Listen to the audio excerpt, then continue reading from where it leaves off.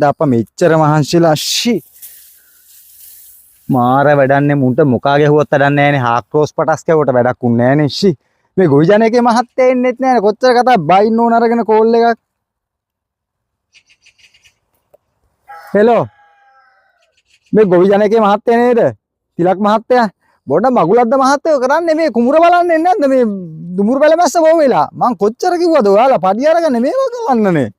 ඇවිල්ලා බලනකො මිනිස්සු මේ කොහෙමද වෙච්ච දේ